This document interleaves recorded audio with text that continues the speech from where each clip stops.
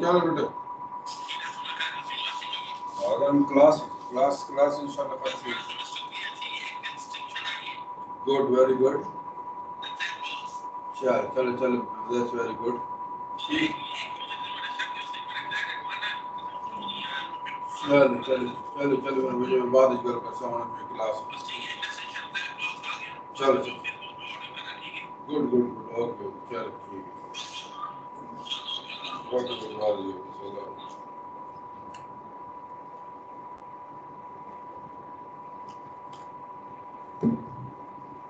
अस्सलाम वालेकुम सर। वालेकुम सलाम। आपको जो है ना क्या नाम है 1 मिनट में जरा देख लूं, आवाज तो आ रही है ना आपको? आवाज आ रही है ना? Yes sir. अच्छा, अभी आप देखें कि आपको ये क्या नाम है स्लाइड में नजर आई है कि नहीं? सर नजर आ रही है। स्लाइड नजर आ रही है? चलो ठीक है, सही है, ठीक है, थैंक यू वेरी मच। चलो फिर आज ऐसे करो, आज की हदीस भी पढ़ लो। Sir cleanliness is the half of faith. ठीक है, मुस्लिम। सही मुस्लिम की हदीस है कि जज़ाकल्लाह आपने पढ़ ली है, और इसमें cleanliness is half of the faith, मतलब है कि सफाई जो है ना निसफ ईमान है। ये बहुत जगहों पे हम कहते हैं, ठीक है। तो आप खुद सोचिए कि इस्लाम में जो है ना सफाई की कितनी कदर कीमत है, और उसमें इसीलिए हमें चाहिए कि हम अपने आप को भी साफ सुथरा रखें, अपने माहौल को भी साफ सुथरा रखें। लेकिन दिखाई ऐसे देता है कि हम लोग जो है ना इस हदीस में अमल थोड़े ही करते हैं। हमारी जगह बहुत गंदी होती हैं, हमारे जो घर हैं, हम अपने घर से कूड़ा करकट जो है उठा के बाहर फेंक देते हैं, और जो है ना गली में, और गली को जो है ना गंदा कर देते हैं, अपने घर को साफ करते हैं। तो हमें कोशिश करनी चाहिए कि वो चीज़ें न करें जिसकी वजह से जो है गंदगी फैले। गंदगी की सफाई ना होने की वजह से बहुत सारी चीज़ें होती हैं, बहुत सारी बीमारियाँ हो सकती हैं लोगों को। तो हम कोशिश करेंगे कि उसको जो है ना अपने घर को भी साफ सुथरा रखें, अपने माहौल को भी साफ सुथरा रखें। तो thank you very much.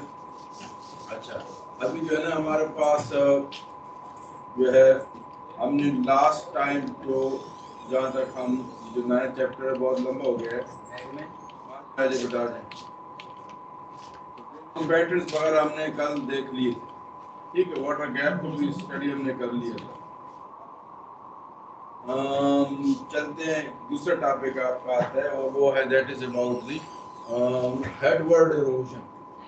Headword erosion कहते हैं स्ट्रीम के हमने 2 पार्ट्स देखे थे। हमने कहा कि वैसे बहुत सारे वो हैं, लेकिन जहाँ से स्ट्रीम शुरू होती है उसको हम सोर्स कहते हैं या उसको हम हेड कहते हैं, और जहाँ पे जो है ना स्ट्रीम एंटर होती है दूसरी किसी स्ट्रीम में तो हम उसको जो है ना माउथ कहते हैं।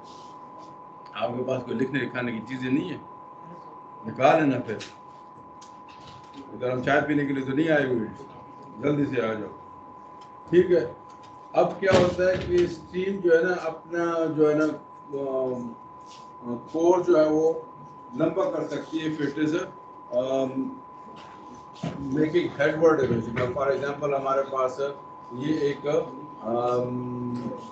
बातें मत करें प्लीज। यहाँ पे देखें कि यहाँ पे एक स्ट्रीम है, ठीक है, स्ट्रीम है, और ये इसकी वो इसका कैचमेंट एरिया ये है, ये दूसरी स्ट्रीम जा रही है। अब क्या है कि ये जब हेडवर्ड इरोजन करती है, जब स्ट्रीम स्लोप होता है तो उसमें क्या होता है स्ट्रीम हेड की तरफ जो रोड करती है अपनी। जब हेड के रोड करती है तो क्या होता है कि इसकी लेंथ बढ़ती है, और उसमें क्या होता है कि इसका जो ड्रेनेज पैटर्न है वो चेंज होता है, ठीक है। और वो ये होता है कि दूसरी स्ट्रीम का जो है ना कुछ पार्ट या उसका सारे का सारा पार्ट जो है हम जो है ना उसको दूसरी स्ट्रीम का रिकवर कर लेते हैं, उसका जो ड्रेनेज बेसन होता है। उसकी एग्जांपल ऐसे आपके पास स्ट्रीम पायरेसी एक आता है, स्ट्रीम पायरेसी है। पायरेसी किसको कहते हैं? अंग्रेजी का लफ्ज है पायरेसी। पायरेसी घर में बैठे किसको कहते हैं? अंग्रेजी का लफ्ज है पायरेसी चोरी को कहते हैं, ठीक है। पायरेटेड बुक्स हैं, पायरेटेड सॉफ्टवेयर है, पायरेटेड इसको पायरेटेड चीज़ों को कहते हैं। पायरेसी जो है चोरी को कहते हैं। तो ये कहते हैं स्ट्रीम भी जो है ना, एक स्ट्रीम दूसरी स्ट्रीम की जो है ना पानी चोरी करती है। कैसे चोरी करती है? जैसे हेडवर्ड इरोजन होता है, तो अब फॉर एग्जांपल हमारे पास दो स्ट्रीम है, एक ये स्ट्रीम है जो ऐसे बह रही है, एक दूसरी स्ट्रीम है ऐसे बह रही है। अब यहाँ पे जो पानी आता है यहाँ पे वो उधर जाता है, यहाँ पे साथ में जो है ना इसमें जाएगा। अब क्या होता है कि ये स्ट्रीम जो है ना हेडवर्ड इरोजन करती है, ऊपर की तरफ इरोड करती है। अब जैसे जैसे ही ऊपर की इरोड करती है तो क्या होता है कि ये उस स्ट्रीम के कोर्स के साथ मिल जाती है। जब ये इस स्ट्रीम के साथ मिलती है तो फिर क्या होता है कि वो पानी जो है ना, जो यहाँ पहले ऐसे जा रहा था, वो अभी पानी जो है ना उधर नहीं जाता है, इधर आ जाता है। तो ये, और इसमें जितने भी आपके पास यहाँ पे जो होगा से सारे का सारा यहाँ पे आएगा। पहले यहाँ भी जा रहा था, तो ऊपर से कुछ इधर आ रहा था, ये इधर जा रहा था, ठीक है, ये पानी इधर आ रहा था। तो अब जो है ना ये स्ट्रीम जो है ना हेडवर्ड इरोजन की वजह से क्या करती है कि it capture the drainage basin, और जो वाटर होता है दूसरी स्ट्रीम का ले लेती है। इसको हम स्ट्रीम पायरेसी कहते हैं।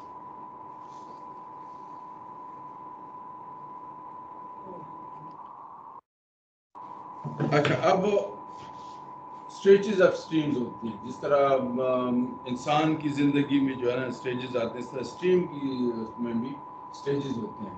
तो यूथ स्टेज होते हैं। जब यूथ स्टेज में क्या होता है कि when you are young, you are energetic, ठीक है, ताकत होती है, लड़ते झगड़ते जाते हैं, एक दूसरे की बात थोड़ी सी भी सुन के आप लड़ना झगड़ना शुरू करते हैं। इसी तरह जहाँ पे स्ट्रीम शुरू होती है, जहाँ पे हेड की तरफ जो है ना, जब इसका ग्रेडियंट जो है ना स्टीप होता है, तो वो शुरू में उसको हम यूथ जो है ना स्टेज जो है ना उसको हम असाइन करते हैं स्ट्रीम को। हेड की तरफ क्या होता है, इसमें डाउनवर्ड कटिंग ज़्यादा होती है, रैपिड्स और फॉल्स ज़्यादा होते हैं। जब हम नदर्न एरिया की तरफ जाएं तो मैंने कहा था कि शोर आपको सुनाई देता है स्ट्रीम के। इसका मतलब है कि यहाँ पे ग्रेडियंट जो है वो ज़्यादा है, और रैपिड्स और फॉल्स वगैरह ज़्यादा हैं।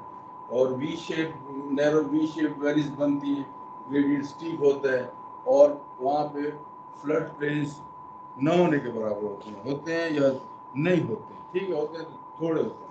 तो तकरीबन ये कोर्स जो है ना ये अपना स्टेट होता है, अपना वो यूथ स्टेज में। अब थोड़ा सा आप आगे जाते हो तो आपके पास जो है ना मेच्योरिटी का स्टेज आता है। मेच्योरिटी में क्या था, थोड़ा सा आप जो है ना निकलते हैं यूनिवर्सिटी में से, फिर पता चलता है कि यार ये कैसे है ये, ठीक है ना। अब यंग लोग हैं, अब आप पैसे वाले देन दे रहे हैं, ठीक है। जब आप फारग हो जाते हैं, नौकरी के लिए पीछे फिरते हैं, नौकरी नहीं मिलती तो फिर आपको परेशानियाँ लाग होती हैं। और उसमें क्या होता है, मेच्योर हो जाते हैं, down cutting stops and lateral erosion starts, ठीक है। अब क्या डोमिनेट क्या करती है, जब प्लेन की तरफ हम लोग जाते हैं तो मेच्योरिटी की एज की तरफ आ जाते हैं, और वहाँ पे जो है ना डाउन कटिंग के बजाय जो है मेंडरिंग शुरू हो जाती है स्ट्रीम की। फ्लड प्लेन्स वहाँ पे बहुत ज़्यादा होते हैं, cut off and oxbow lakes आ जाती है, ये फीचर्स कॉमन होते हैं। ग्रेडियंट जो है ना उसका लोअर हो जाता है, और उसको प्रोफाइल जो होता है वो स्मूथ हो जाता है। तो ये मेच्योरिटी की एज में आ जाती है। अब इसमें आप ये देखें कि यहाँ पे आपके पास कट ऑफ क्या चीज़ होती है, ये मियंडर है। ये मियंडर को हमने कहा बाहर की तरफ इरोड करता है, अंदर की तरफ जो है ना इसका क्या होगा, डिपोजिशन होगी बाहर की तरफ। अब इस तरफ इस बैंड पे इरोड करता है, इस बैंड पे इरोड करता है, वक्त के साथ साथ ये इरोजन ज़्यादा होगी, ये इरोजन ज़्यादा होगी, और एक वक्त आएगा कि आपको ये स्ट्रीम जो है ना स्ट्रेट बहनी शुरू हो जाएगी, और यहाँ पे आपके पास एक क्रेसेंट शेप जो है ना स्ट्रक्चर बन जाता है, उसको हम वो क्या कहते हैं, ऑक्सबो लेक कहते हैं। और कभी कभी ये होता है कि अगर इसमें पानी सूख जाता है, उसमें और पानी ना आए और सेडिमेंट्स डिपॉजिट हो जाते हैं, तो फिर वो एक स्कार सा आपको नजर आता है कि यहाँ पे एक क्रेसेंट शेप स्कार था।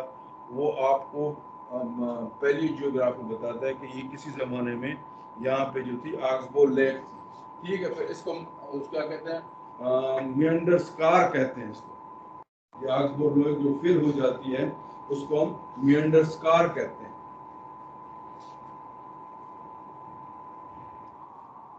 एजेस में आ जाती है, ठीक है। जब बंदा बूढ़ा हो जाता है तो क्या होता है, नियर इट्स वैली वॉल्स, ठीक है, वैली वॉल्स बहुत दूर रह जाती, ये valley walls stops enlarging flood plains ज्यादा बेड़ नहीं हो सकते। अब क्या करते हैं, इसका काम क्या है, reworking of the unconsolidated flood deposit, जो पहले से फ्लड प्लेन में डिपॉजिट्स होते हैं उनको रीवर्क करते हैं। बूढ़ा आदमी होता है ना, तो बूढ़ा आदमी क्या ड्यूटी लगाई होती है घर वालों ने, वो कहते हैं आबा जी पानी ले आओ, ठीक है, दूध ले आओ, ये बच्चे को थोड़ा सा बाहर घुमा लो, ब्रेड ले आओ, उसको ये काम रह जाते हैं, ठीक है, उसको और कोई काम नहीं होता है।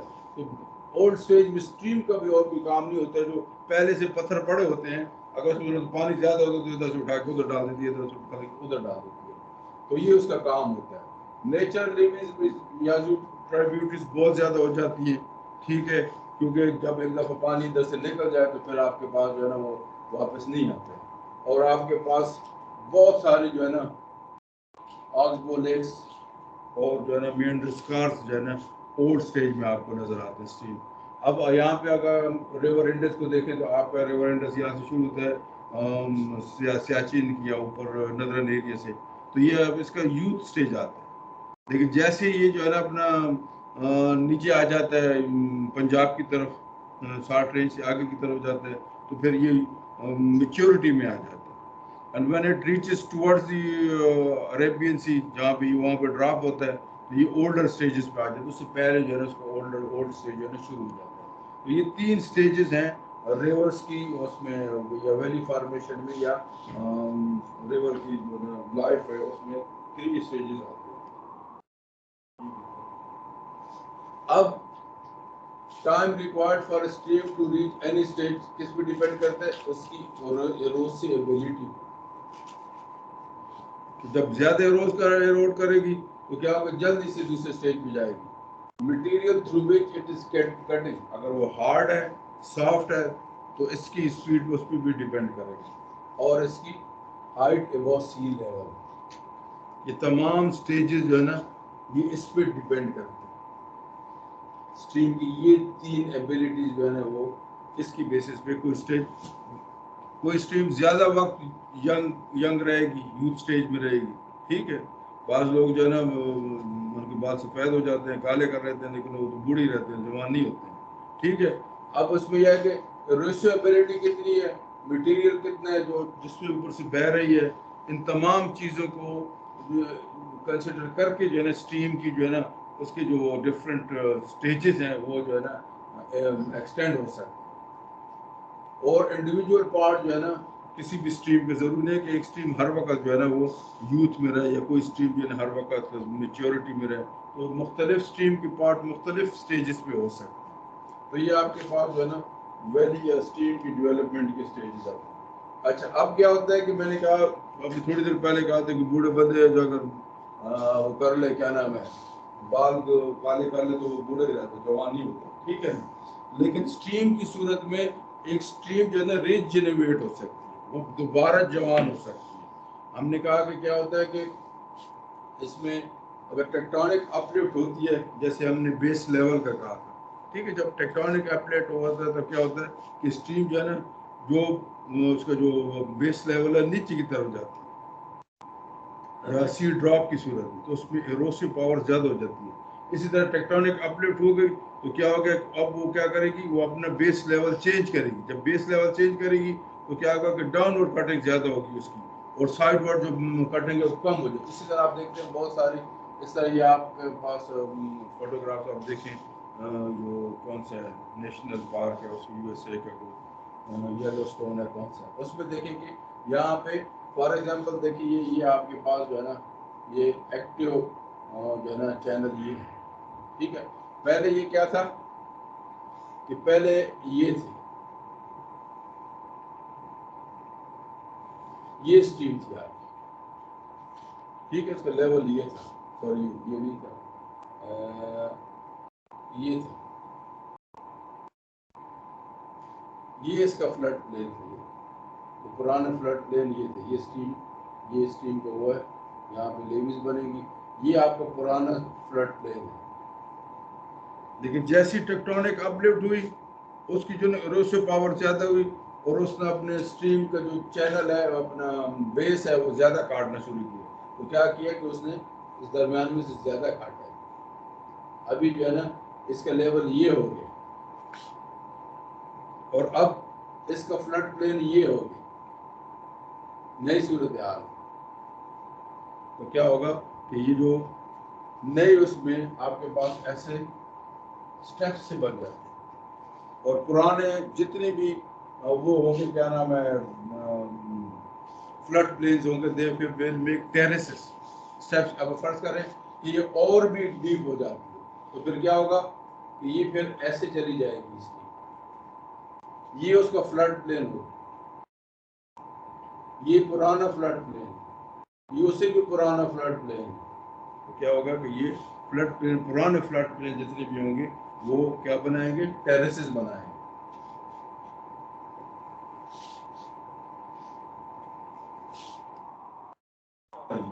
This ends your 9th chapter. We move to another chapter. एक मिनट।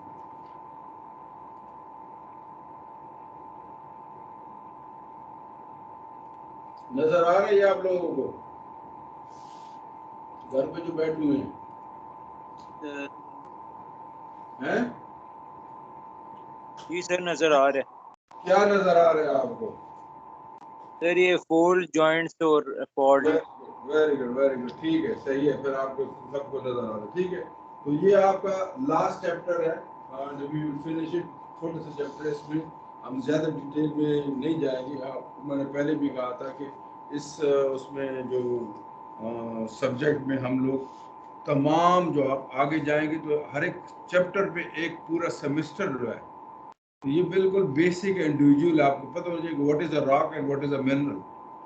कितनी किस्म की रॉक्स हैं? 3 किस्म की रॉक्स हैं, ये रॉक हैं। इस इतने ही काफ़ी आपके लिए, यहाँ पे इतना समझना बहुत है। इसके बाद जब आगे आप जाएंगे तो आपके पास सेडिमेंट्री रॉक के मतलब पूरा एक सेमेस्टर है, इग्नियस मेटामॉर्फिक में पूरे एक सेमेस्टर है, ठीक है। इसी तरह प्लेट टेक्टोनिक्स में जाएंगे, जियो टेक्टोनिक्स का पूरा जो है एक सेमेस्टर है। ये वाटर पे हाइड्रोजियोलॉजी भी पूरे एक हाइड्रोजियोलॉजी का पूरा एक सेमेस्टर है। आपको बेसिक्स यहाँ पे सारी चीज़ों की ABCs आनी चाहिए। अगर आपको पता नहीं है कि रॉक और मिनरल में क्या फ़र्क है, कितनी किस्म की रॉक्स हैं, तो वो टीचर आपको सेडिमेंट्री रॉक्स को आपसे पूछेंगे सेडिमेंट्री रॉक्स क्या होती है, सेडिमेंट्री पेडोलॉजी किस किस्म की वो फिर आपको डिटेल में पढ़ाएगा। तो अगर पहले से आपका बैकग्राउंड है तो it will be easy for you to understand those things, ठीक है। अब नेक्स्ट हमारे पास जो है ना folds and fault structural features आते हैं। जब आप लोग किसी जगह जाते हैं, पहाड़ों में जाते हैं, तो आप देखते हैं कि बहुत सारी चीज़ें इस तरह से आपको नजर आती हैं, बेंड हुई हुई हैं रॉक्स, कटी हुई हैं रॉक्स। जब आप लाहौर की तरफ जाएं तो आपके पास जो ये कलर कार में जो डाउन स्लोप आपके पास आता है, उतराई है, उस पर आप तरह नज़र दौड़ा के देखें साइड पे, आपको मुख्तलिफ फीचर्स आएंगे, जहाँ कहीं पे आपको ऐसे जो है ना ये रॉक्स फोल्ड होती हुई नजर आएंगी, और किसी जगह पे ये एक किस्म की ये रॉक है और ये कटी हुई है, तो ये इसका फॉल्ट है। फॉल्ट प्लेन के लॉन्ग ये ऊपर चली गई या ये नीचे चली गई, इस तरह के फीचर जो है ना आपको नजर आएंगे। ये स्ट्रक्चरल जियोलॉजी आप जब पढ़ेंगे तो उसमें जो है आपको डिटेल में जो है ना फोर्स एंड फॉल्ट्स क्या होते हैं वो डिटेल में आपको बताएंगे। अब ये चीज़ें जो है ना हम सेडिमेंट्री रॉक्स में स्टडी करते हैं। सेडिमेंट्री रॉक्स से हम कहा था कि those are deposited in horizontal form, water bodies में डिपॉजिट होती है या जो है डेजर्ट में डिपॉजिट होती है, तो इनिशियली दोज आर हॉरिजॉन्टल, लेकिन फिर क्या होता है कि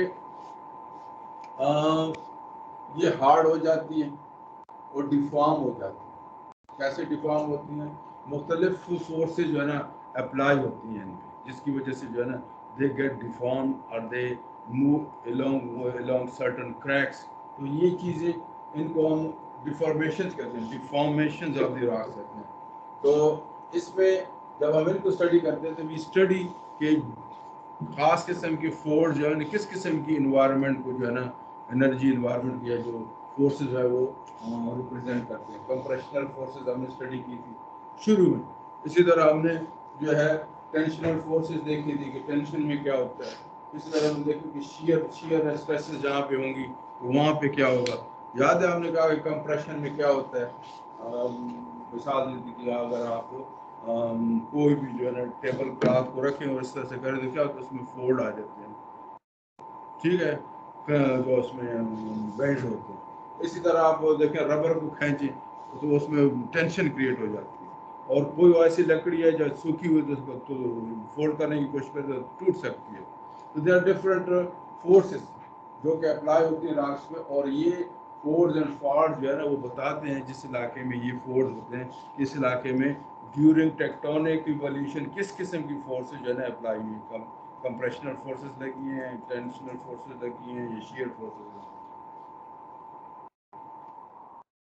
फोर्स को हम देखते हैं यूजुअली आपके एग्जाम में आता है कि what is a force, describe और राइट डाउन इट्स क्लासिफिकेशन। ठीक है, आप जो है ना थोड़ा ठीक ऐसे होके बैठ जाएं, उसकी तरफ मत देखिए, कभी मत लगाएं, लेकिन उस इशारे करें। मैं आपको बहुत पहले से आप देख रहा हूँ सामने, लेकिन मैं इग्नोर करूँगा।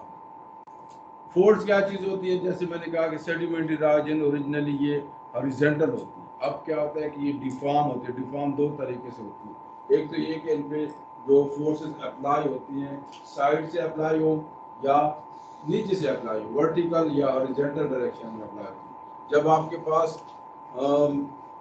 मैंने कहा था शुरू में जब हम मेटामॉर्फिक का चैप्टर पढ़ रहे थे कि जब फोर्सेस जो है ना दे अप्लाई ठीक towards one another along line, ठीक है, तो क्या होगा इसमें, ये कंप्रेशनल फोर्स है, ये साइड्स होते हैं, तो क्या होता है कि रिजल्ट है इसका ये क्या होगा कि फोल्ड में चेंज हो जाएगी, कंप्रेस हो जाएगा, कंप्रेशनल फोर्स है यहाँ पे अप्लाई। अब अगर ये जो साइड से कंप्रेशनल फोर्स है, अब दूसरी सूरत में ये होता है कि अगर फर्ज करें कि फोर्स नीचे से अप्लाई हो रही है, तो ये भी इसी तरह ही बिल्कुल ऐसे जैसे आप टेंट नहीं लगाते शादी में, तो वो क्या होता है, वो उसको नीचे से आप जो है ना वो बीम कर देते हैं, तो वो ऐसे वो आपके साथ बनाते हो, ठीक है, दैट वो भी फोल्ड बन जाता है। इसी तरह ये वर्टिकल फोर्स है। कंप्रेशन में जैसे आपने कहा कि टेबल क्लॉथ को तुम वो करें, तो आप उसको उस तरह करें तो उसमें जो है क्रिंकल से पैदा हो जाते हैं, या फोर्स उनको हम कहते हैं, स्ट्रक्चर सब बनते हैं। या रबर को रख दें, रबर को अगर हॉरिजॉन्टल इसमें करेंगे तो उसमें जो है बेंड से हो जाएंगे, पैदा हो जाएंगे। तो ये जो है ना फोर्सेस से हमें पता चलता है कि किस किस्म की फोर्सेस जो है ना वर्टिकल फोर्सेस अप्लाई हुई हैं। अब हमारे पास हमने फोल्ड और डोम को हमने देखा था, अब ये शायद आगे हम देखेंगे, कल बताया था शायद फोल्ड को, टू वे क्लोजर और फोर वे क्लोजर, कल बताया कि परसों बताया, नहीं याद आ क्या होता है, भूल गए। अच्छा, ये आपका फोल्ड है, ये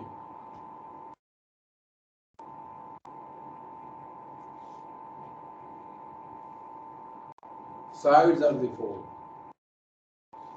ठीक है, इसको लिम्स कहते हैं, दो आर्म्स जो हैं, ठीक है, लिम्स, हाथों को भी लिम्स कहते हैं ना, टांगों को भी लिम्स कहते हैं, जो मेडिकल टर्म्स में यूज करते हैं, दीज आर लिम्स, हाथों को, ठीक है। अब ये फोल्ड के दो लिम्स हैं, उनको हम क्या कहते हैं, लिम्स हैं। एक्सियल प्लेन क्या चीज होती है, एक्सियल प्लेन एक इमेजिनरी सरफेस है, जैसे ये है which divides the fold as symmetrical as possible, उसको हम क्या कहते हैं, एक्सियल प्लेन कहते हैं। और फोल्ड एक्सिस क्या है, इसको हिंज लाइन भी फोल्ड की कहते हैं। फोल्ड एक्सिस हुआ है ये फोल्ड एक्सिस है, ये लाइन, ये लाइन जो है फोल्ड एक्सिस, जो कि दोनों जहाँ पे दोनों लिम्ब मिलते हैं इंटरसेक्शन पे, उसके लॉन्ग जो हम लाइन बनाते हैं, या जो एक्सियल प्लेन जो है ना इंटरसेक्ट करता है यहाँ पे लिम्स को, उसको हम क्या कहते हैं, फोल्ड एक्सिस कहते हैं। बिल्कुल ऐसे जैसे आपकी हिंज लाइन ही दरवाजे है ना, तो ये तो एक पट है ना दरवाजे की, ऐसे खोलते हैं। अगर दो दरवाजे हो इस तरह लगे हों तो ऐसे खोलेंगे ना, जहाँ पे जुड़े हुए हैं वो दो दरवाजे जहाँ पे जुड़े हुए हैं, ये हिंज लाइन को हम जो है ना इसका एक्सेस कहेंगे, ठीक है। तो ये आपके पास कभी कभी डेफिनेशन में आ जाता है कि differentiate between the fold axis and axial plane, ये दो डिफरेंट चीज़ें आप याद रखें, ये आपको स्ट्रक्चर जियोलॉजी में ये चीज़ें बहुत जो है इस्तेमाल होती है, यूटिलाइज होती है। Anti clans. अब हमारे पास जो है ना फोल्डिंग जो क्लासिफिकेशन है, द टाइप्स ऑफ फोल्ड्स, ठीक है, किस किस्म के फोल्ड्स हैं। आप मैं दोबारा पहली सेकंड वार्निंग दे दूँ, नेक्स्ट में अगर उसकी तरफ आपने दोबारा देखा ना तो मैं आपको निकाल दूँ, ठीक है। एंटी क्लाइंस होती है, ये एंटी क्लाइंस, ये anticlines are state structure है, ये अप फोल्ड है, इसको हम एंटी क्लाइंस, ठीक है। इसमें क्या है, इसमें पहले रॉक्स ऐसे थे ना, प्रिंसिपल ऑफ यू क्या नाम है, सुपरपोजिशन का क्या था, लॉ ऑफ सुपरपोजिशन, उसमें क्या क्या कहते थे हम लोग, भूल गए नहीं यार। फर्स्ट सेमेस्टर में हमने रिलेटिव एज डिटर्मिनेशन में कहा था लॉ ऑफ सुपरपोजिशन। उसमें ये था कि जो नीचे वाले बेड होते हैं वो ओल्डर होते हैं, जैसे ये फिर यंगर है, ये फिर यंगेस्ट है, ठीक है। अब जब हॉरिजॉन्टल फोर्सेस यहाँ पे अप्लाई होगी तो क्या होगा कि ये बेड जो है ना फोल्ड हो गया,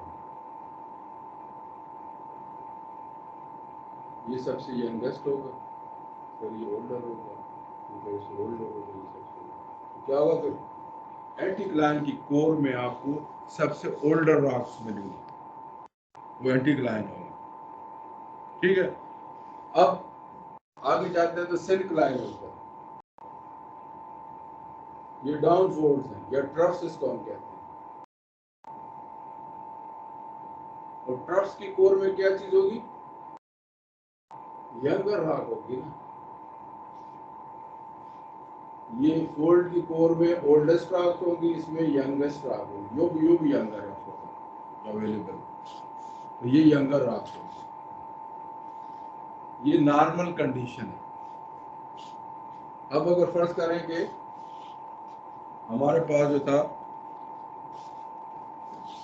ये फोल्ड है, ठीक है, सॉरी एंटीक्लाइन है, लेकिन टेक्टोनिक एक्टिविटी की वजह से ये एंटीक्लाइन अपसाइड डाउन हो गया, ऐसे हो गया। इसका ये मतलब नहीं है कि इसे सिंक्लाइन बना दे, this is not a syncline. Original situation में ये ठीक था। अब कैसे हमें पता चलेगा कि ये एंटीक्लाइन है, इन्वर्टेड एंटीक्लाइन है ये, फिर हम क्या करेंगे, अब मुझे पता नहीं है कि ये एंटीक्लाइन है या इन्वर्टेड एंटीक्लाइन या सिंक्लाइन है, उसको स्टडी करने के लिए क्या करना है कि मैंने इसकी कोर की राख को देखना है कि ओल्डर है कि यंगर है।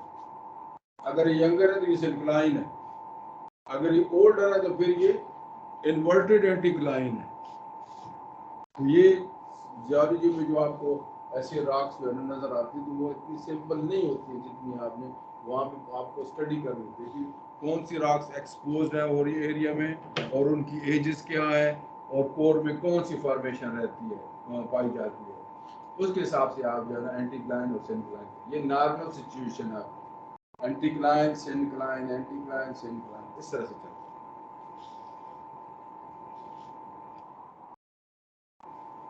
अब ये फोल्ड एक्सिस पे है, अगर फोल्ड एक्सिस जो है ना हॉरिजॉन्टल, फोल्ड एक्सिस क्या है, वो लाइन जो के दोनों लिम्स जहाँ पे मिलते हैं वहाँ पे जो लाइन है उसको हम फोल्ड एक्सिस है, फोल्ड एक्सिस कहते हैं। ये कौन सी लाइन आती है, ये फोल्ड एक्सिस है, ये अगर फोल्ड एक्सिस हॉरिजॉन्टल हो, ठीक है, तो उसको हम क्या कहेंगे, ये फोल्ड है, ये फोल्ड हो गया ना, दिस इज द फोल्ड, और इसका एक्सिस जो है ना, ये एक्सिस है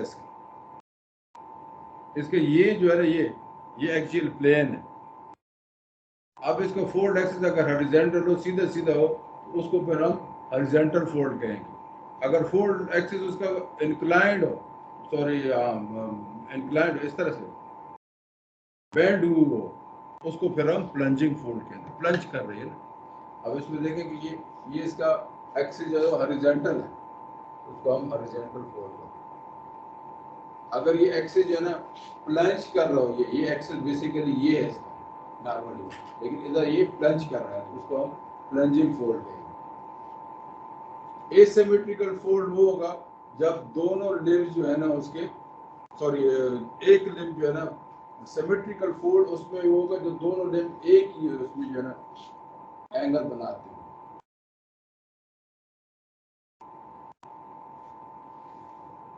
फोल्ड उसके साथ एक्सियल प्लेन के साथ, फोल्ड एक्सिस के साथ, सॉरी, एक ही एंगल बनाते हैं, तो उनको हम सिमेट्रिकल फोल्ड कहें। अगर एक जो है ना स्टीपर हो और एक जेंटल हो, ये जो है ना आपका अभी एसिमेट्रिकल फोल्ड, ये एंगल डिफरेंट। अगर दोनों एक जैसे थे तो वो फिर सिमेट्रिकल फोल्ड होगा।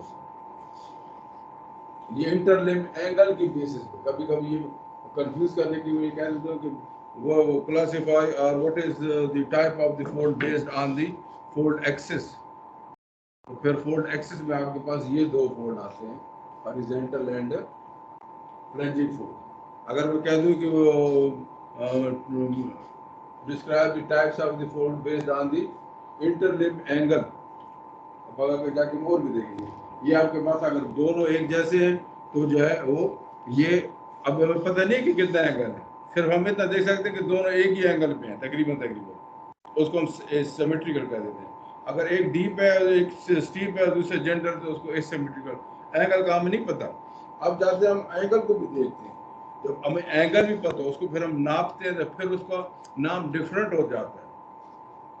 बेसिकली हमारे पास क्या था कि हमने कहा कि ये एसिमेट्रिकल और सिमेट्रिकल है। अभी के हमारे पास एंगल की बेस पे अगर उनका इंटरलिम्ब एंगल 70 डिग्री हो फोल्ड का, ठीक है, उसको हम ओपन फोल्ड कहते हैं।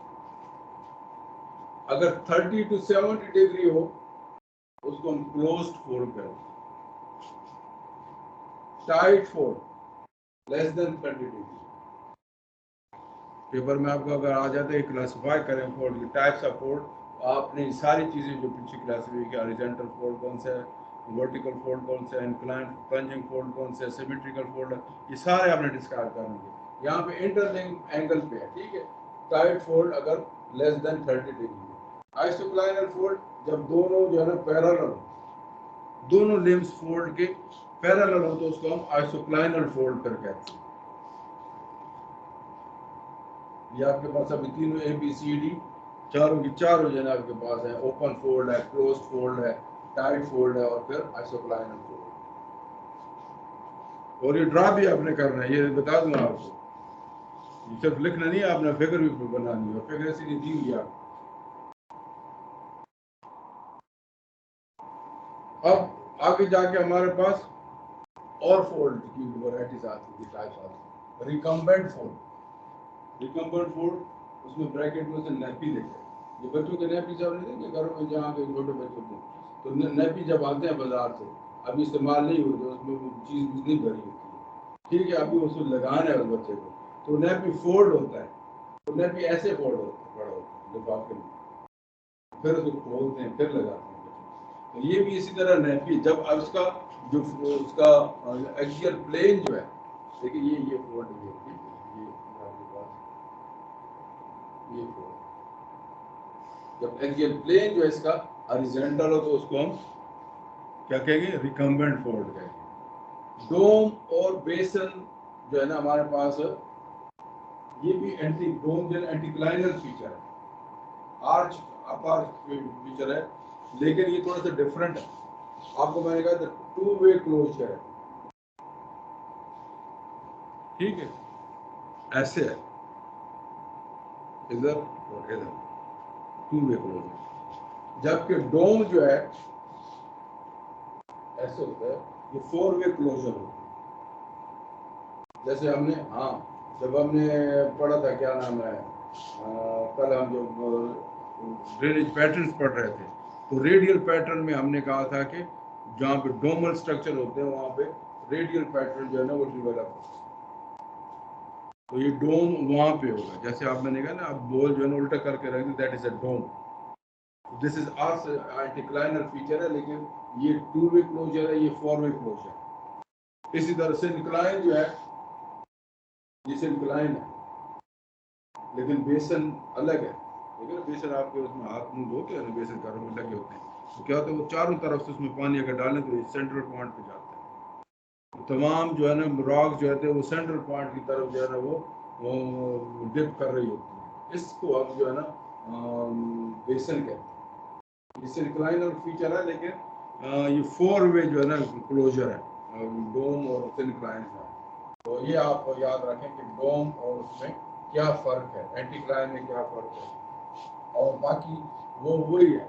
डोम में आपको जैसे एंटीक्लाइन में हमने कहा था कि ओल्डर रॉक सेंटर में होती है, इसी तरह डोम में भी आपकी ओल्डर रॉक सेंटर में होती है, और इंक्लाइन में आपको मतलब ये आपके पास डोम बन रहा है। ठीक, ऊपर से आपको ऐसे नजर आता है डोम, ऊपर से देखिए जैसे सर्कल नजर आएगा।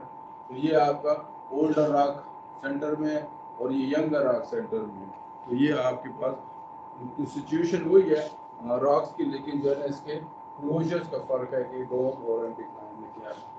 चारों तरफ से रॉक ये अवे जाती है सेंटर के, उसमें जो है ना टुवर्ड्स द सेंटर जाती है सारी रॉक चारों तरफ। ये था फोल्ड का।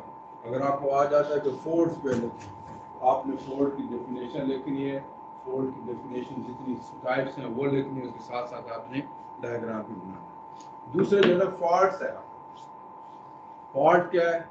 कोई भी फ्रैक्चर है उसको हम फॉल्ट्स नहीं कहते। फ्रैक्चर्स में जॉइंट्स और फॉल्ट्स दो चीजें आती हैं। They are two different things, they are ruptures. याद है हमने क्लीवेज पढ़ा था, क्लीवेज में हमने कहा था कि हमारे पास दो किस्म की चीज़ें, एक क्लीवेज वो है जो कि अलोंग सर्टेन डायरेक्शन जो है ना वो ब्रेक होगा and it repeats itself. Mineral का क्लीवेज हमने ऐसे डिफाइन किया था। और any other thing, any other crack rupture is called fracture. लेकिन यहाँ पे फ्रैक्चर अगेन डिवाइड होता है दो किस्म में। हमारे पास जॉइंट्स हैं, फॉल्ट्स हैं। क्या होता है कि जॉइंट्स ये अगर इस तरह से ये फ्रैक्चर है रॉक, लेकिन इसकी आइदर साइड पे जो मूवमेंट है रॉक्स की नहीं है, ये बहुत माइनर के दर है, तो इसको इनको हम जॉइंट्स कहेंगे। जिस फ्रैक्चर के अलोंग रॉक्स की movement on either side of the joint या फ्रैक्चर ना हो तो उसको हम जॉइंट कहेंगे। अगर मूवमेंट हो गई तो फिर वो फॉल्ट हो जाएगा। ठीक है ना।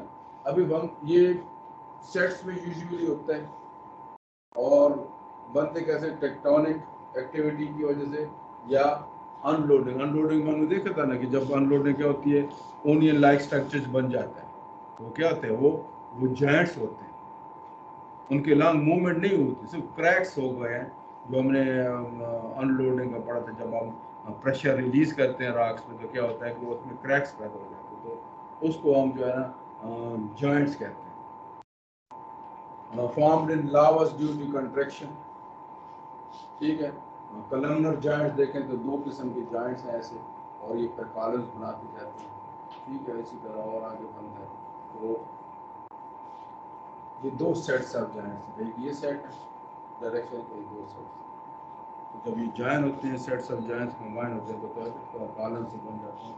ये कलमनर जॉइंट्स हैं, ये शार्ट्स में यूजुअली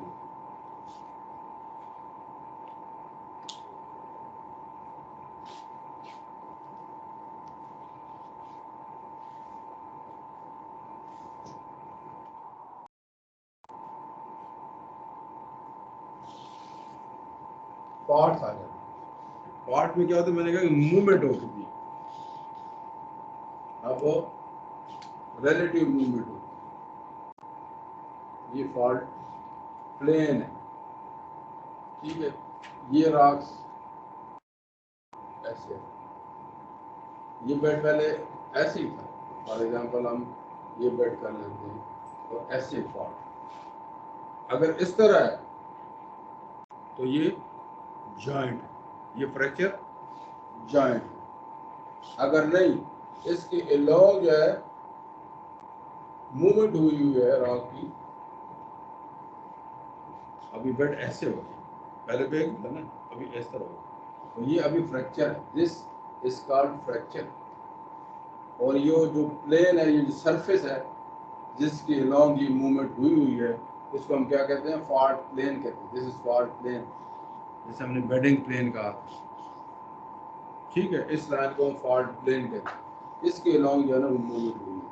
अब इस ब्लॉक को जो है हम क्या कहते हैं, हैंगिंग ब्लॉक कहते हैं, और इसको जो है ना फुट वॉल कहते हैं, या हैंगिंग वॉल और फुट वॉल कहते हैं। ये टर्मिनोलॉजी हम यूज करते हैं। अगर ये इस तरह होगा तो ये foot wall, sorry hanging wall ये हो और फुट वॉल ये हो। अगर इस तरह है तो फिर हैंगिंग ये है, फुट ये। तो ये दो ब्लॉक्स होते हैं, foot wall blocks, foot wall और हैंगिंग वॉल जो है ना, इसकी बेसिस पे हम जो है ना जो टाइप्स है उसकी फोर्स की हम वो डिफाइन करते हैं कि कैसे होगा ये, वो आगे चल के हम देखेंगे। अब उससे पहले हम दो और स्ट्रक्चरल फीचर्स हैं वो हम देख लें, फिर जो है ना टाइप्स ऑफ जो है ना फॉल्ट्स पे जाते हैं। स्ट्राइक और dip, these are very important readings the geologist takes during the field work, ठीक है। और बहुत सारे लोग जियोलॉजी में 20-30 साल एक्सपीरियंस हो जाता है, लेकिन उनको स्ट्राइक और डिप नहीं लेने आते फील्ड में। आपने फील्ड अभी नहीं किया ना, फील्ड में आप जब जाएंगे तो आप फील्ड जियोलॉजी में आपको ये हम सिखाएंगे कि आप स्ट्राइक कैसे लेंगे और डिप कैसे लेंगे। इंक्लाइंड सरफेस है, ये एक इंक्लाइंड सरफेस, ठीक है।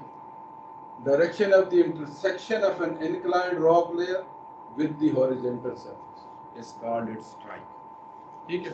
ये horizontal surface है, ये horizontal surface, ये सॉरी inclined surface ये है, और horizontal ये है, ऐसे ही है ना। तो ये जगह जो है ना, ये इसकी स्ट्राइक है। और कोई भी पैरेलल लाइन, ये सारी की सारी इसके ऊपर जाएंगे पैरेलल, तो सारी की सारी स्ट्राइक होंगी। देखें ना यहाँ पे ये कहाँ पे मिल रही है, ये इंक्लाइंड सरफेस है, और ये इसकी जो है ना ये हॉरिजॉन्टल के साथ इधर टच हो रही है, ठीक है। ये इसकी स्ट्राइक डायरेक्शन है, और इसके पैरेलल जो भी लाइन होगी वो स्ट्राइक लाइन होगी, ये भी स्ट्राइक लाइन, ठीक है। ये इसकी स्ट्राइक, तो क्या करेंगे हम, इसकी स्ट्राइक डायरेक्शन देखेंगे। और स्ट्राइक कैसे डिनोट करते हैं,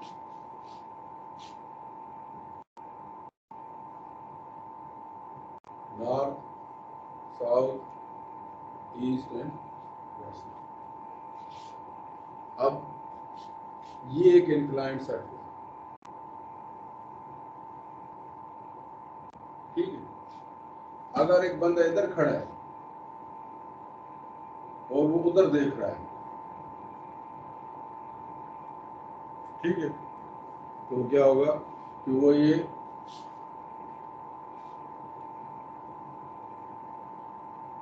डिग्री मालूम करेगा,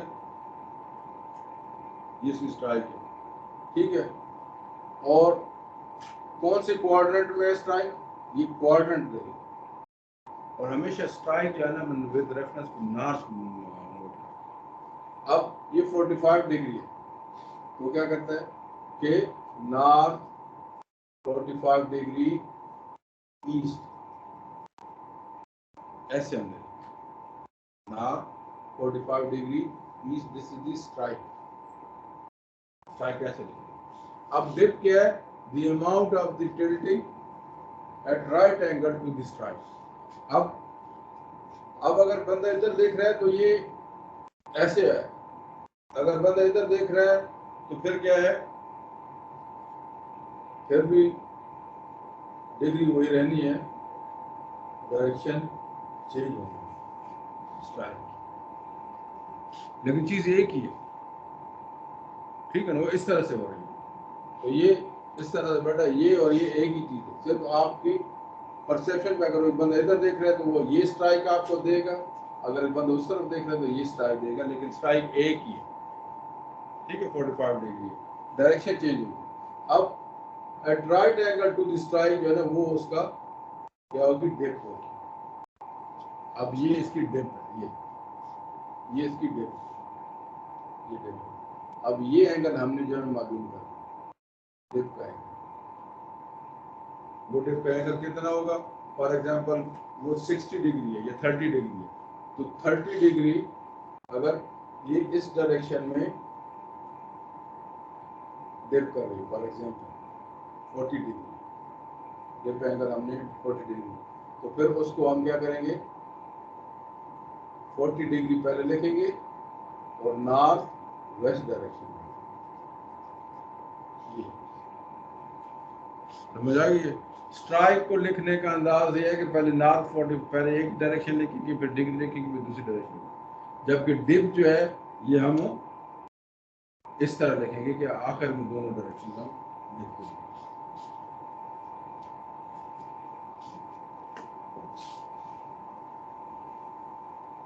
कभी कभी मैं दे देती हूँ, ये वैल्यू लिख के दे देती हूँ, उसमें मैं कहता हूँ कि स्ट्राइक कौन सी और डिप कौन सी है, वो भी बच्चों को नहीं पता कौन सी है, आपको बता दिया आपको ना। अच्छा, अब मैप पे किस तरह करते हैं, ये मैप है आपका, कोई भी मैप, जोलॉजिकल मैप है या टोपोग्राफिक मैप है। अभी हम मैप के एलिमेंट्स देखेंगे कि क्या होते हैं। तो मैप में यानी नॉर्थ हमेशा हम इस तरफ रख के नॉर्थ देखते हैं, नॉर्थ। अगर वो जो हमने नॉर्थ 45 डिग्री ईस्ट स्ट्राइक थी, 40 डिग्री नॉर्थ वेस्ट डिप थी, अगर इस रीडिंग को हम यहाँ पे प्लॉट करें सिंबल की सूरत में, तो हम कैसे सिंबल बनाएंगे। अब नॉर्थ 45 डिग्री ईस्ट ऐसे आएंगे, ये ईस्ट वेस्ट हो गया ना, ईस्ट वेस्ट और साउथ। अब ये इसकी स्ट्राइक, ठीक है। डिप कौन सी डायरेक्शन में, नॉर्थ वेस्ट में, नॉर्थ वेस्ट में डिप है, एट राइट एंगल होता है ना, हमने कहा ना डिप जो है ना वो at right angle to the strike. ये करके आपने इसकी डिग्री आपने नहीं लिखी है, इसके हमने इधर से खुद ही अंदाजा लगाएगा कि नॉर्थ इधर है तो किधर स्ट्राइक हो रही है। तो ये इसकी या नॉर्थ साउथ या साउथ ईस्ट में, साउथ वेस्ट में। अब इसके साथ हम जो है ऐसे करते हैं, या फिर इसमें हम 40 लेंगे, डायरेक्शन तो होगा पता है ना, नॉर्थ वेस्ट में हो रही है। सिर्फ इसकी डिप की जो है ना आप वैल्यू देखते हैं कि मैग्नीट्यूड कितनी है angle, the rest is shown on the map, उस पर आप अंदाजा लगा सकते हैं कि ये किधर किधर से।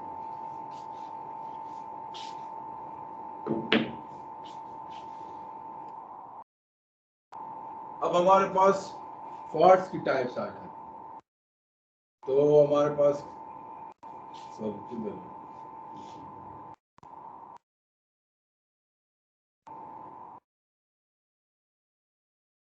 टिप स्लिप फॉल्ट,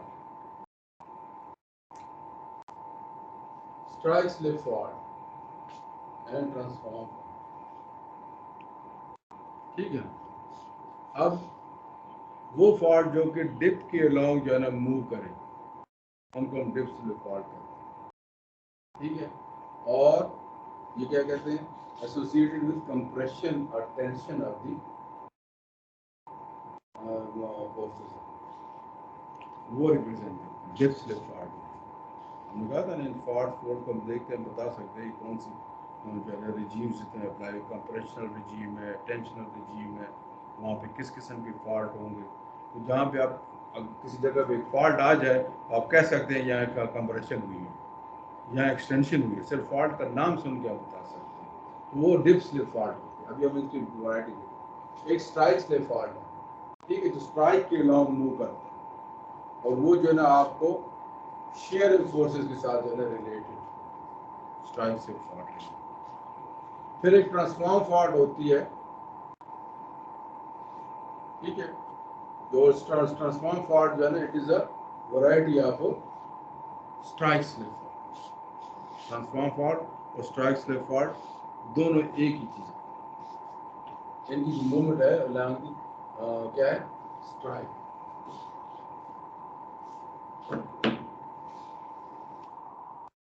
अभी हम देखते हैं एक था ना डिप, ये डिप है, ठीक है, ये डिप स्लिप फॉल्ट, ये इसकी स्ट्राइक है, लेकिन आप पीछे हम स्ट्राइक डिफाइन की थी ना, ये स्ट्राइक, ये स्ट्राइक, अगर वो ब्लॉक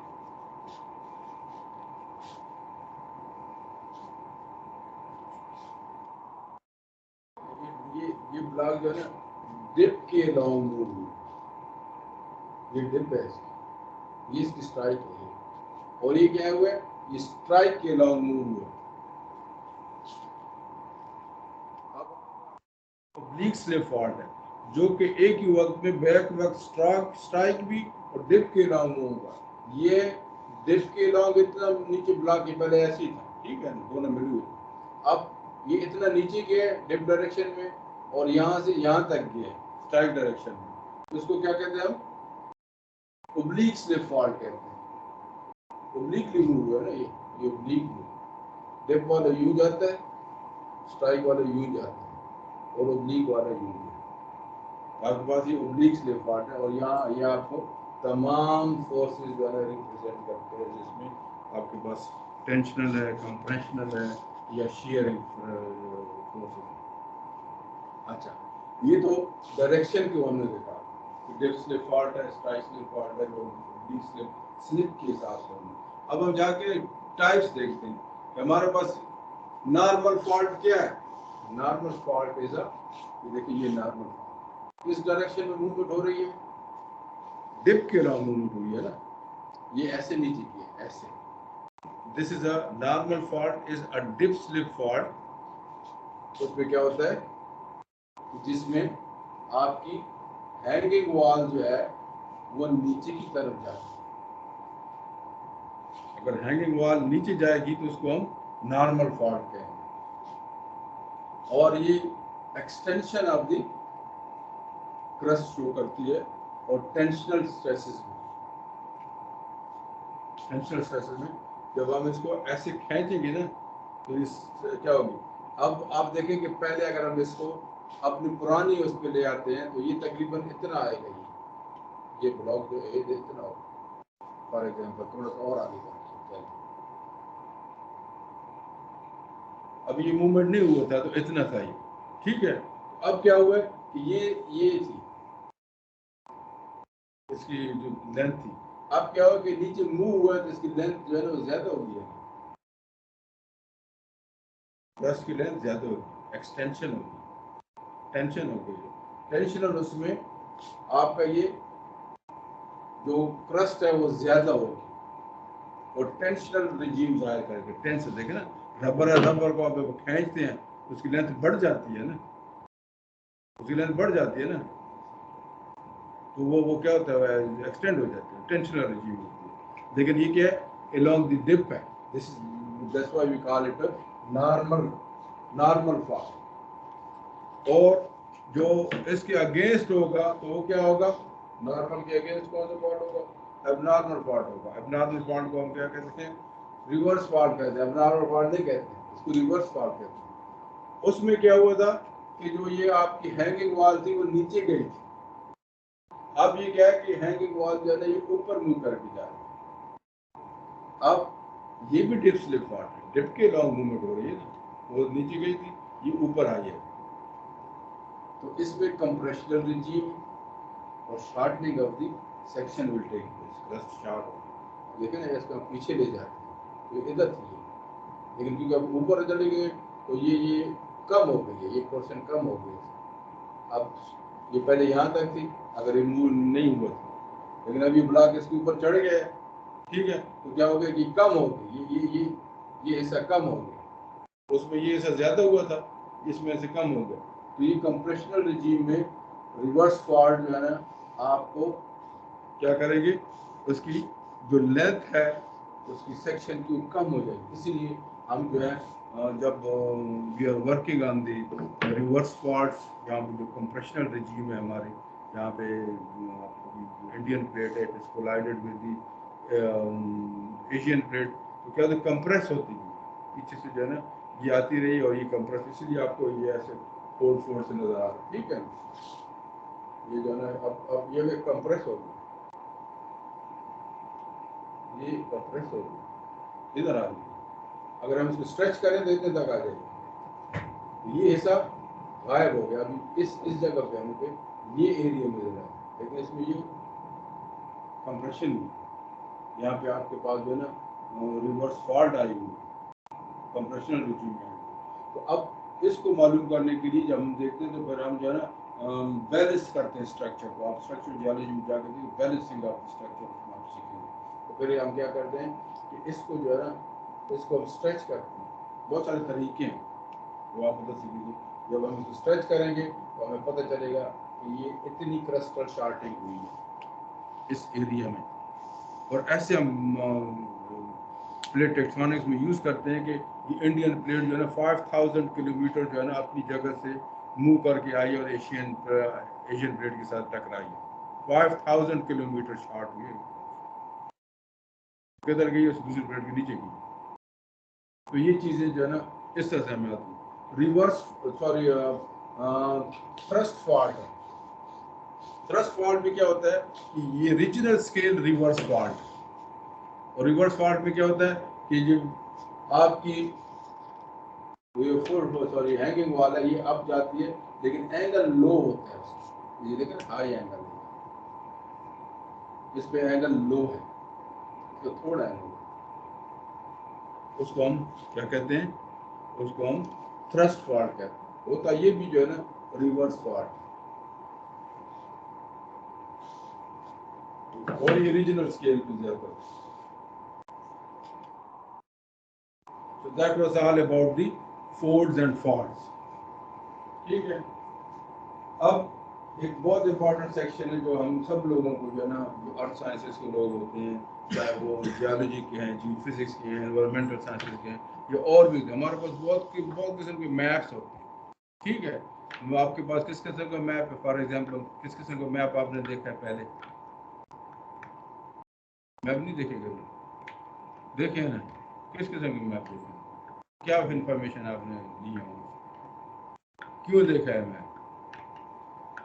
है रोड मैप देखे हैं ना?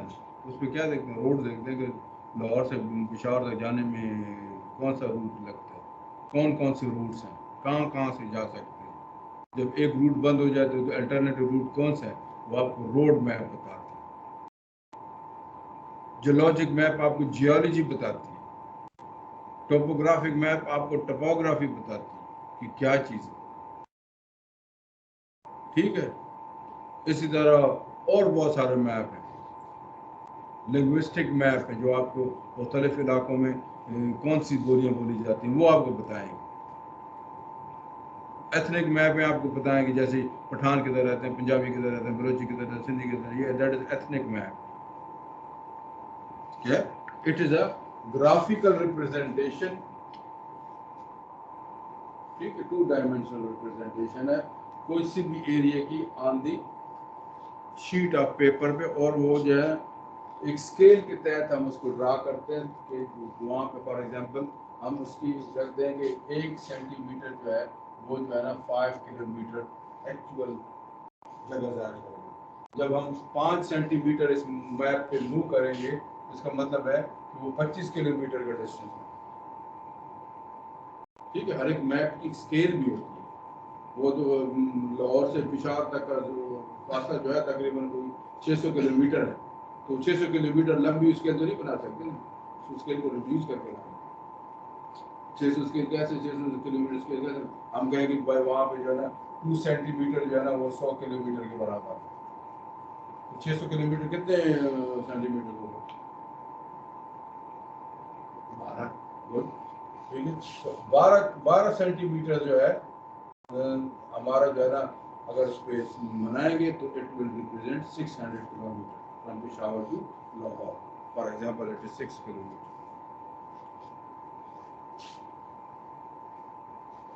तो ये मैप्स हैं, मुख्तलिफ किस्म के मैप्स होते हैं। और मैप्स को इसमें जाने से पहले आपके पास जो है ना मैप की कन्वेंशनल्स होती हैं। क्या कन्वेंशनल साइंस होते हैं? की कन्वेंशनल साइंस कौन से होते हैं? हर एक मैप पे ये साइंस आपको ज़रूर ढूंढनी है। अगर इस साइड में नहीं है तो मैप सही नहीं है। सबसे पहली बात जो है ना उसका नॉर्थ डायरेक्शन के मैप पे, क्योंकि अभी अभी हमारा नॉर्थ किस तरफ है? इस कमरे में बैठे नॉर्थ किस तरफ है?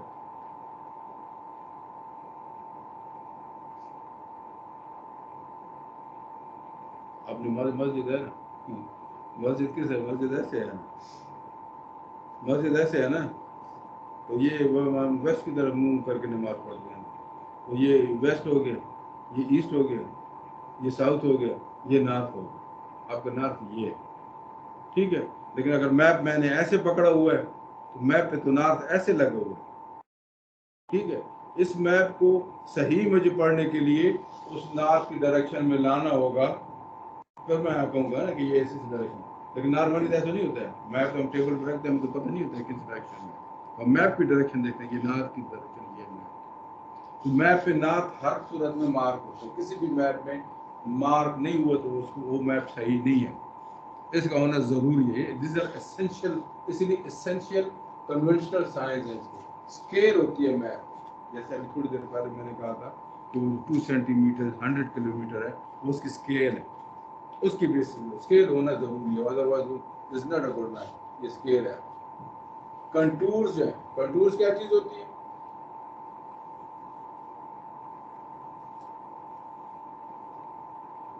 सर पहाड़ी इलाके के लिए सर्वे करने के लिए जो लाइनें लगाई जाती है उन्हें कंटूरिंग कहते हैं। कंटूर्स में क्या आते हैं कि these are the lines which represents or which connect the points of equal value।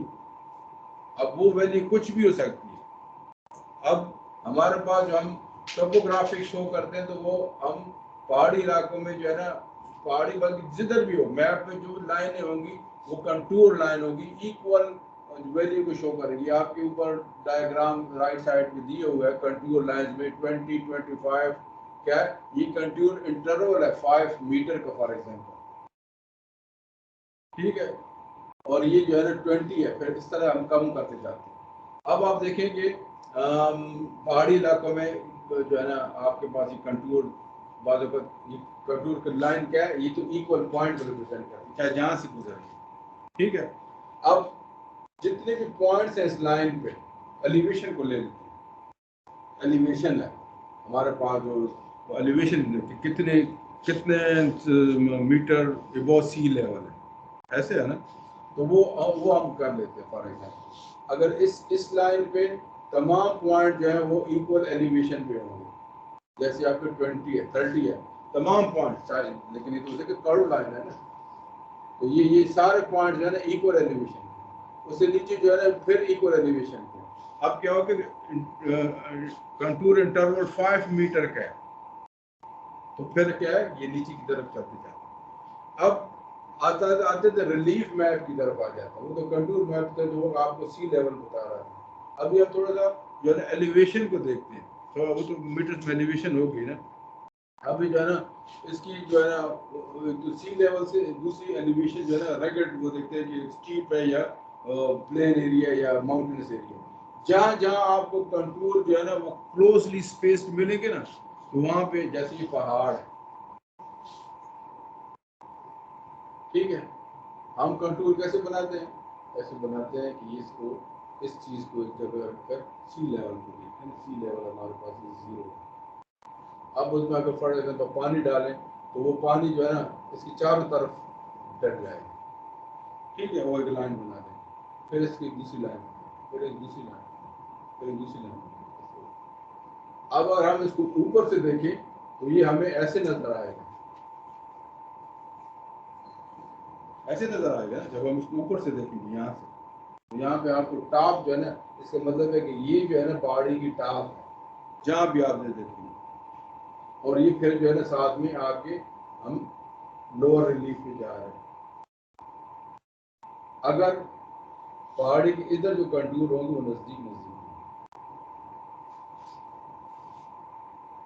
तो अगर आपको ऐसे ऐसे कंटूर मिलने शुरू हो जाए उसका मतलब है कि ये बहुत स्टीप जगह है, क्लोज कंटूर।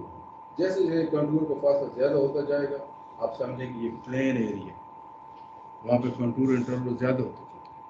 कंटूर के दरमियान फासला आप देखें कि ज्यादा होता जा रहा है तो प्लेन एरिया आता जाता है। जैसे जैसे कंटूर नजदीक नजदीक आते जाते हैं उसका मतलब है कि यहाँ जो है ना चढ़ाई बढ़ती जा रही है। तो ये इसका जो है ना कंटूर होने जरूरी है किसी भी मैप। इसी तरह लेजेंड होती है, समझे ना, किसी भी मैप पे लेजेंड होती है, हम लिखते हैं ब्लू लाइंस के साथ रिवर शो हो रहा होता है, और किसी स्ट्रक्चर के साथ जो है ना रेलवे लाइन शो हो रही होती है, और किसी उसके साथ रोड शो हो रहा होता है, पॉपुलेशंस होती है, सिटीज़ होते हैं वहाँ पे मैप्स।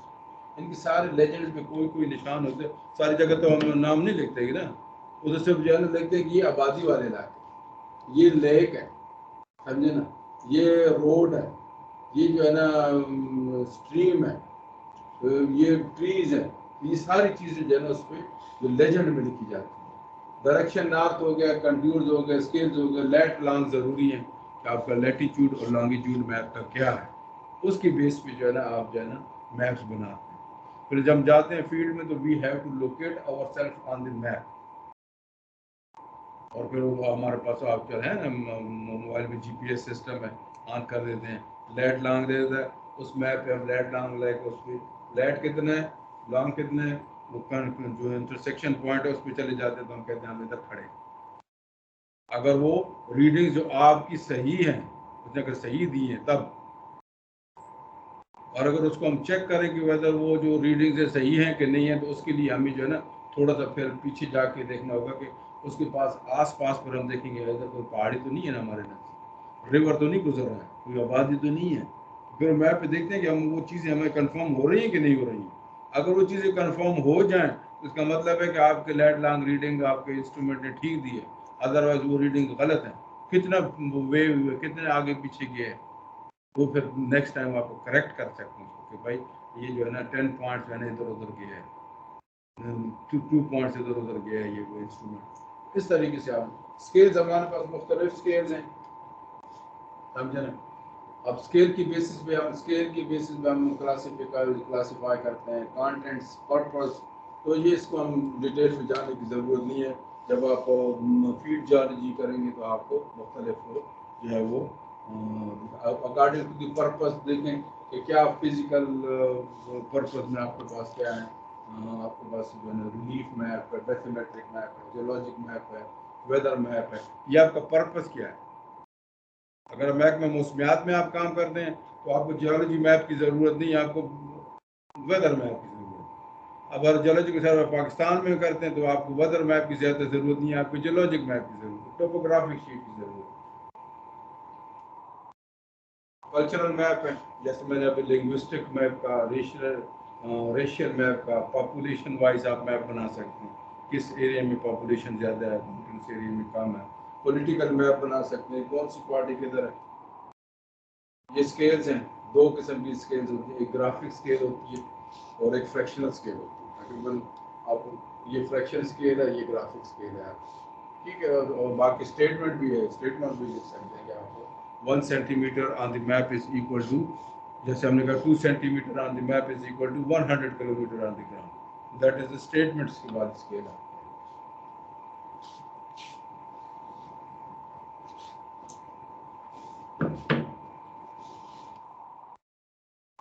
ठीक है, अब ख़त्म हो गया आपका course work, being in physical geology, general geology, it is not my fault, ठीक है, मैंने खुद चूज नहीं किया था, और आपका फॉल्ट भी नहीं है।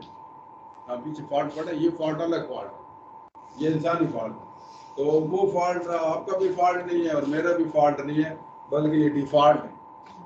समझे ना कि आप जो है ना मेरे खाते में आ गए हैं, फिजिकल जियोलॉजी मैंने आपको पढ़ा दी है, तो आई प्रिज्यूम के जो मकसद होता है किसी भी टीचर का पढ़ाते हुए देखना होता है कि जो उसने पढ़ाया है किसी को समझ आया कि नहीं आया। और ये एग्ज़ाम जो है ना ये आपकी ऐसी ग्रेडिंग के लिए होते हैं। आपको ये देखना चाहिए कि आपने अगर फ़र्ज़ करें सी ग्रेड भी लिया है लेकिन आप ज़्यादा समझे हैं तो आपका ग्रेड उस ए ग्रेड वाले से ज़्यादा बेहतर है जिसने नकल से करके ए ग्रेड की। ठीक है, तो कुछ फ़ायदा होगा ट्रांसक्रिप्ट की सूरत में, लेकिन अंडरस्टैंडिंग में उसको जो जिसने जो सीखा है वो लर्निंग में जो है ना अगर फ़र्क है तो दैट इज़ द मैटर। अब टीचर के लिए भी यही है कि उसने देखना होता है कि उसने जो स्टूडेंट्स को पढ़ाया है तो उनको आता है कि नहीं आता। उनको आता है तो फिर तो ठीक है, thank you very much, teacher ने भी अच्छा पढ़ाया, स्टूडेंट भी। अब नहीं आता तो फिर दो चीज़ें होती हैं, या तो टीचर ने ठीक नहीं पढ़ाया या स्टूडेंट्स ने नहीं पढ़ाया। फिर टीचर को खुद इवेल्यूएट करना चाहिए अपने आप को कि क्यों नहीं बच्चों ने सीखा है, और स्टूडेंट्स को वो खुद देखना चाहिए कि हमने क्यों नहीं सीखा। तो होपफुली मैंने अपनी तरफ से कोशिश की, अगर जब आप इस क्लास में आए थे आपको पता नहीं था कि जियोलॉजी क्या थी, मिनरल क्या चीज़ है, रॉक्स क्या चीज़ है, स्ट्रीम क्या चीज़ है, बेसिक चीज़ बता रहा हूँ, मैं डिटेल नहीं बता रहा हूँ।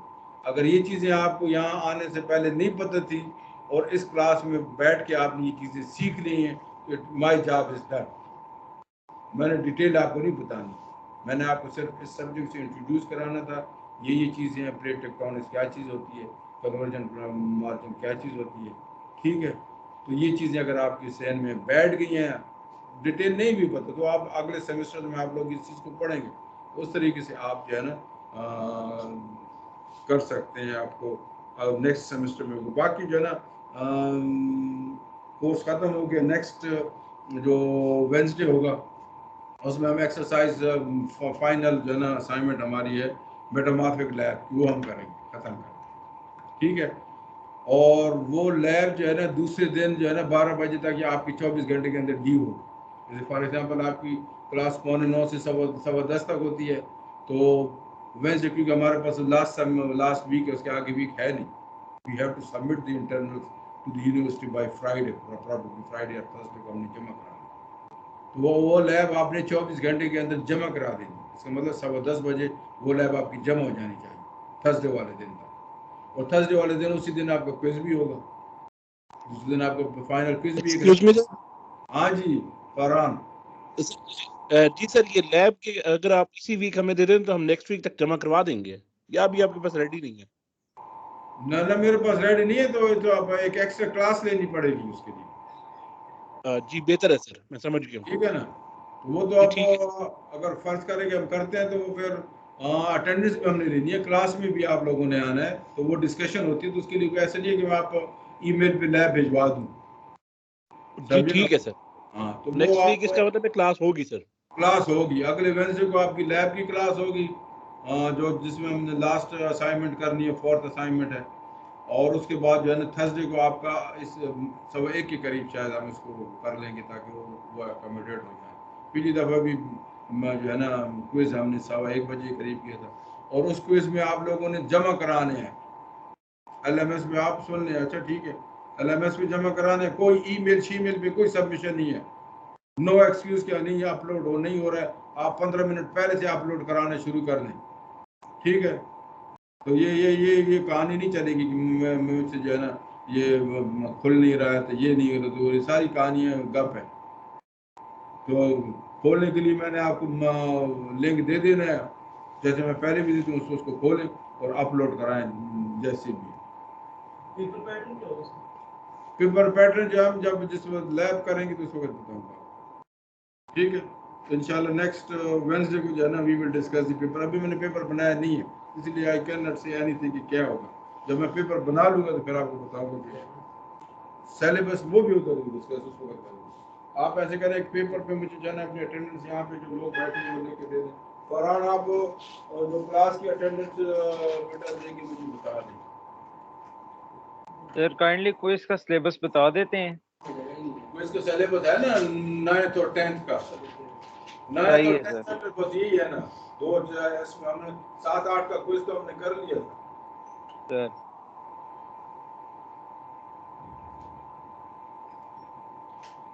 आप ले लिए अपने अपना फरहान? यस सर, स्क्रीनशॉट बना लिया सर मैंने, बस ठीक है, मैं सर सेंड कर रहा हूँ आपको। बस सेंड कर दें। कितने 11 स्टूडेंट हैं? सर 10 स्टूडेंट्स हैं। 10 स्टूडेंट्स हैं ना, एक अटेंडी भी है ना। इसमें 015। ऊपर इस ऊपर 10 है, और ऐसे यस सर, एक अटेंडीज में 0115 अटेंडीज में